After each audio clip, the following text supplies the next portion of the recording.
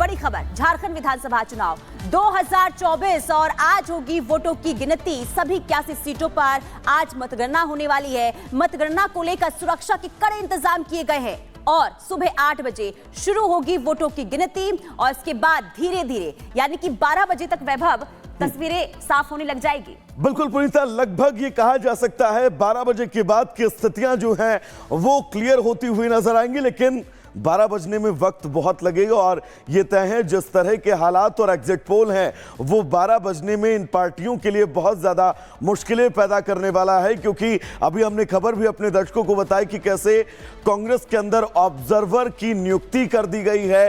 तमाम कांग्रेस के बड़े लीडर जिनको महाराष्ट्र के अंदर जिम्मेदारी ये दे दी गई है कि अगर यहाँ पर कुछ जोड़ घटाव की स्थितियां बनती हैं, तोड़ की स्थितियां बनती हैं, तो उसको लेकर कांग्रेस पूरी तरह से तैयार रहे।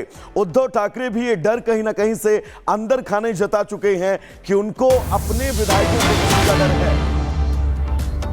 और इसी बीच एक और बड़ी खबर, महाराष्ट्र झारखंड में आज वोटों की गिनती होने वाली है और आपको बता दें कि 20 नवंबर को महाराष्ट्र में वोट डाले गए थे। झारखंड में 2 फेज में मतदान हुआ था और आज वोटों की गिनती। आज का दिन बेहद खास, बेहद आपको बता दें कि निर्णायक, कि ये जानना आज जान पाएंगे, जनता जान पाएगी कि आखिर आज जो है सत्ता में कौन काबिज होने वाला है। महाराष्ट्र की बात करें, झारखंड की बात करें, क्योंकि आज वोटों की गिनती होने वाली है। सुबह 8 बजे से रुझान जो है वो सामने आने शुरू हो जाएंगे। इसके बाद धीरे धीरे जैसे जैसे दिन ढलता जाएगा वैसे वैसे तस्वीरें साफ होती चली जाएगी और देखना यही होगा कि आखिर किसने जीत हासिल की है, कौन बाजी मार गया है और कौन पीछे रह गया है। बिल्कुल पुनीता, बात महाराष्ट्र की करे, झारखंड की करे या फिर उत्तर प्रदेश के उपचुनाव की, रिपब्लिक भारत की बड़ी टीम इस वक्त ग्राउंड जीरो पर मौजूद है। आपको लोमस नजर आ रहे हैं, प्रगति है हमारे साथ, कोमल है और अनूप इस वक्त रांची से जुड़े हुए हैं।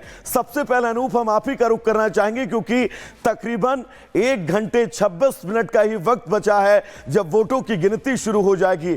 हमारे और आपके लिए वक्त शायद थोड़ा सा कॉमन हो अनूप, लेकिन राजनीतिक पार्टियों के लिए ये 1 घंटे 26 मिनट बहुत ज्यादा कहीं ना कहीं से कहर ढा रहे होंगे इस वक्त। अनूप,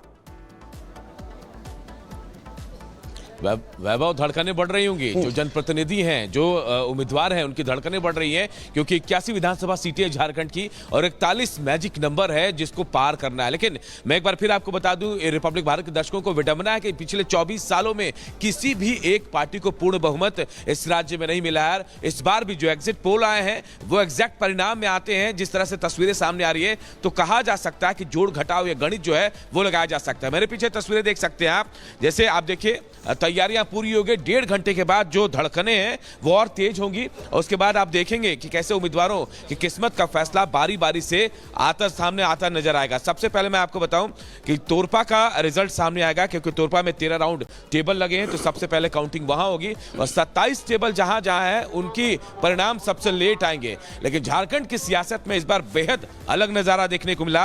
रोटी बेटी माटी की लड़ाई जल जंगल जमीन से देखने को मिली है। बिल्कुल अलग मुद्दा और घुसपैठिए का मुद्दा लेकर बीजेपी इस बार आई थी और पिछले 2 महीनों में जो माहौल बदला था झारखंड का, उसके बाद हर एक तस्वीर लग रही थी कि इस बार शायद मुकाबला बेहद दिलचस्प होगा और बिल्कुल वैसी तस्वीर एग्जिट पोल में भी नजर आई है। हालांकि एनडीए को बहुत सारे एग्जिट पोल में बढ़त दिखाई जा रही है, लेकिन आज तय होगा कि जो एग्जिट पोल हैं वो एग्जैक्ट रिजल्ट में बदलते हैं या फिर नहीं, या फिर इंतजार करना पड़ेगा। क्योंकि झारखंड की सियासत की रवायत या किस्मत हम आपको कहें तो 24 सालों में कोई बहुमत नहीं मिल पाया है किसी भी एक पार्टी को। उसके बाद अब ये कोशिश की जा रही है, कि कोई एक दल किसी भी तरह बहुमत हासिल कर सत्ता पर काबिज हो जाए। लेकिन पूरी तैयारी दोनों पार्टियों की तरफ से है। तैयारी इस बात को लेकर कि अगर कहीं भी किसी तरह की गुंजाइश बचती है तो उसके बाद जो है वो कोशिश की जाएगी कैसे सरकार बनाई जाए।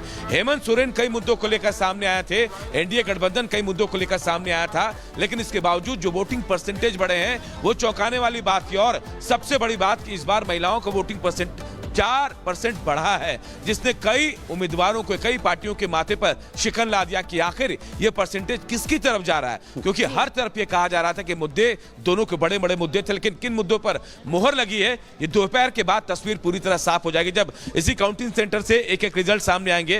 हालांकि इस सेंटर से रांची के जो तमाम विधानसभा क्षेत्र हैं वहां के रिजल्ट सामने आने हैं, लेकिन हर एक तस्वीर, हर एक अपडेट, हर एक रुझान प्रगति हमारे साथ लगातार बनी हुई है। प्रगति, देखिए एकनाथ शिंदे की हम बात करें तो उनके लिए भी ये जो लड़ाई है, जो इस बार का चुनाव रहा है, वो नाक की लड़ाई इसलिए क्योंकि उनको भी साबित करना है कि उनकी पार्टी यानी कि शिवसेना असली है या फिर नकली। क्योंकि जिस तरीके से दो फाड़ पार्टी हुई है शिवसेना, इसके बाद पहला चुनाव, ऐसे में एकनाथ शिंदे के आवाज के बाहर किस तरीके से हलचल तो नजर आ रही है, ये भी दिखाइएगा, और अभी वहां पर क्या हालात बने हुए हैं नतीजों से पहले, ये भी जरा विस्तार से बताइए।